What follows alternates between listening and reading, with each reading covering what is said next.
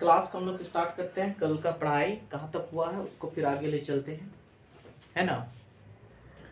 तो मुझे लगता है कि कल का जो है होमवर्क और कल का जो हमारा चैप्टर था वो अच्छी तरह से समझ में आ गया होगा। आपको क्या वो समझ में नहीं आ रहा? लिखा है? अच्छा चलो,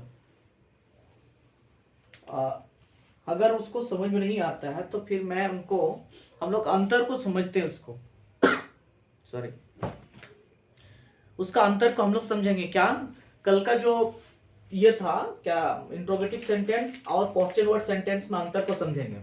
अंतर यानी दोनों में तो प्रश्न पूछा ही जाता है, लेकिन उसमें अंतर क्या है मैं बता देता हूं। आप अंतर को हम लोग लिखते हैं और लिख करके हम लोग समझते हैं। तो सबसे पहले हम लोग लिखते हैं, है ना।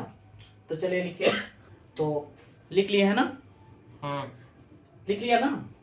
चलो, तो आप समझते क्या है, इधर में क्या है, ये इंट्रोगेटिव सेंटेंस है और इधर में क्वेश्चन वर्ड सेंटेंस है। हमें इनको समझना है, ठीक है। प्रश्न तो दोनों वाक्य में पूछा जाता है, जैसे कि इसका भी वाक्य को लेकर तो इसमें पूछा जाता है और ये क्वेश्चन वर्ड सेंटेंस में भी क्या पूछा जाता है, क्वेश्चन वर्ड सेंटेंस में भी प्रश्न को पूछा जाता है, यानी क्वेश्चन किया जाता है। लेकिन इसमें अंतर क्या है, अंतर को समझते हैं। तो ये इंट्रोगेटिव सेंटेंस में देखोगे हमेशा ये क्या क्या वर्ड, क्या ये वर्ड जो है वाक्य के शुरू में होता है। कहां पर रहेगा? वाक्य के शुरू में होता है। क्या वर्ड कहां पर रहेगा? वाक्य के शुरू में। लेकिन ये क्वेश्चन वर्ड सेंटेंस में क्या वाक्य के बीच में रहती है। कहां पर? ये वाक्य के बीच में रहती है और ये वाक्य के शुरू में रहती है ना। उसी प्रकार ये 2 नंबर में क्या है, अंग्रेजी वाक्य में ये हेल्पिंग वर्ब यानी सहायक क्रिया से शुरू होती है। किससे शुरू होती है? इंट्रोगेटिव सेंटेंस का जो है ट्रांसलेशन में इंट्रोगेटिव सेंटेंस का जो अंग्रेजी वाक्य है उसमें किससे? हेल्पिंग वर्ब से शुरू होती है। लेकिन ये क्वेश्चन वर्ड सेंटेंस में WH वर्ड से शुरू होता है। अंग्रेजी वाक्य में WH वर्ड से शुरू होता है। जैसे क्या क्या से?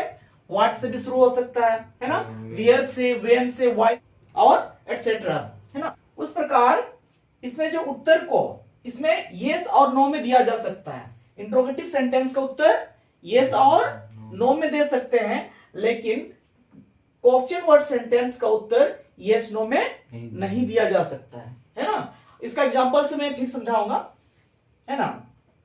चौथा में क्या बता रहा है, किसी बात पर यह सहमत या असहमत के बारे में पूछा जाता है। जैसे हम आपको पूछते हैं क्या आप फुटबॉल खेलते हैं, तो आप क्या बोलेंगे?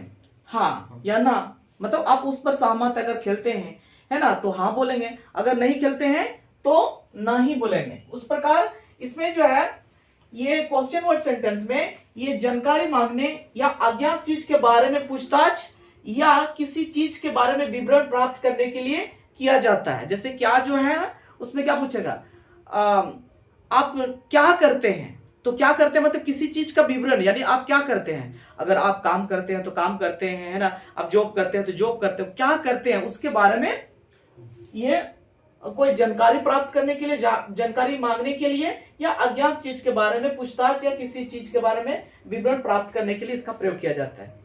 समझ में आया? आप एग्जाम्पल को देखेंगे, ठीक है। लिख लिए होंगे ना, लिख लिए इसको, एक बार लिख लीजिए। आप लिख लिए, आप इसको समझते हुए, ट्रांसलेट करते हुए समझते हैं और इसका अंतर को समझते हैं, है ना। ट्रांसलेट भी करेंगे और अंतर को भी समझेंगे। कैसे? चलो, तो ये इंट्रोगेटिव सेंटेंस है और ये क्वेश्चन वर्ड सेंटेंस है। ये क्वेश्चन वर्ड देखो, ये इंट्रोगेटिव सेंटेंस में मैंने क्या बताया था कि ये स्टार्ट यानी शुरू में क्या रहेगा, क्या का शब्द रहेगा, क्या शब्द रहेगा। लेकिन ये वाक्य के बीच में क्या है ना। और इसका जो उत्तर है, जैसे क्या आप मुझे जानते हैं, तो इसका उत्तर किससे प्राप्त करेंगे? अगर आप मुझे जानते हैं तो आप क्या बोलेंगे? हाँ मैं जानता हूं। अगर आप नहीं जानते मुझे तो बोलेंगे नहीं मैं आपको नहीं जानता हूं, है कि नहीं। लेकिन इसका उत्तर हम क्या में देख सकते हैं, हाँ या ना में दे सकते हैं इसका उत्तर? नहीं। जैसे हम आपको बोलेंगे क्या आप क्या जानते हैं, तो हाँ या ना में बोलेंगे? नहीं। है ना। उसी प्रकार हम ये सभी सेंटेंस को हम लोग ट्रांसलेशन भी करेंगे और अंतर भी समझते चलेंगे, ठीक है। तो इसका स्ट्रक्चर ऑलरेडी आपको पता होगा, या मैं स्ट्रक्चर को फिर ऊपर में मैं लिख देता हूं, ऑब्जेक्ट प्लस अदर वर्ड, ये इसका स्ट्रक्चर हो गया। उसी प्रकार इसका स्ट्रक्चर क्या हो जाएगा, WH प्लस डू और does plus subject plus verb plus object और ये अदर वर्ड है। तो इस प्रकार हमने इसका स्ट्रक्चर को भी लिखा और इनको हम लोग समझते हुए मैंने इसका क्या बताया था, इसमें अंतर मुझे हमने बताया था, हम लोग ने अंतर को समझा। अंग्रेजी का वाक्य में ये हेल्पिंग वर्ब से शुरू होती है ना। हेल्पिंग वर्ब जैसे सिंपल प्रेजेंट टेंस का हेल्पिंग वर्ब क्या होता है, do does. Present continuous tense का helping verb is am are, है ना। उसी प्रकार प्रेजेंट परफेक्ट टेंस का has have, present perfect continuous tense का हैज बीन हैव बीन होता है हेल्पिंग वर्ब। तो हेल्पिंग वर्ब से शुरू होती है। तो हम इसका ट्रांसलेशन करेंगे। तो सबसे पहले क्या लिखेंगे, सबसे पहले क्या लिखेंगे, ये डू हो जाएगा डू, उसके बाद हेल्पिंग वर्ब आ गया, उसके बाद अभी सब्जेक्ट, सब्जेक्ट यू हो जाएगा, डू यू, उसके बाद वर्ब हो जाएगा डू यू नो, उसके बाद मुझे do you know me, do you know me, क्या आप मुझे जानते हैं, है ना। ये क्या हो जाएगा इसका, देखो सबसे पहले WH, तो WH क्या हो जाएगा व्हाट, है ना, व्हाट। उसके बाद क्या हो जाएगा यू, डू, है ना। उसके बाद you, what do you no, what do you no, है ना। उसी प्रकार ये क्या हो जाएगा, इसका हेल्पिंग वर्ब डू, इसको डू, उसके बाद यू क्या हो जाएगा, do you learn English,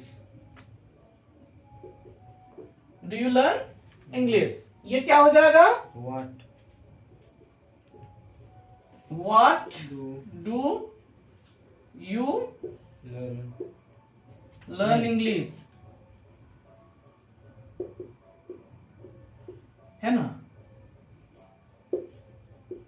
what do you learn English. उस प्रकार ये क्या हो जाएगा, डू, है ना, दे, डू दे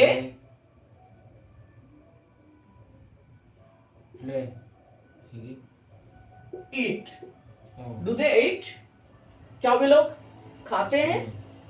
तो ये क्या हो जाएगा, वे लोग क्या खाते हैं, what do they eat, ठीक है। उस प्रकार ये लास्ट में क्या हो जाएगा, क्या हो जाएगा, डू वी बात करने को क्या बोलते हैं, टॉक, क्या टॉक, डू वी टॉक, है ना। इसमें क्या हो जाएगा, व्हाट डू वी टॉक, है ना। हम लोग क्या बात करते हैं। तो इस प्रकार इसका ट्रांसलेशन हो गया। तो इसका अंतर हम समझ गए ना। तो आगे बढ़े, ठीक है, लिख लीजिए फटाफट।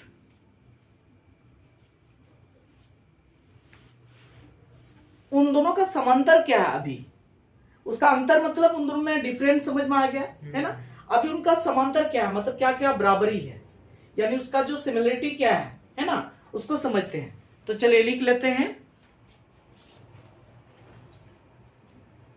चलो आप लिख लिए।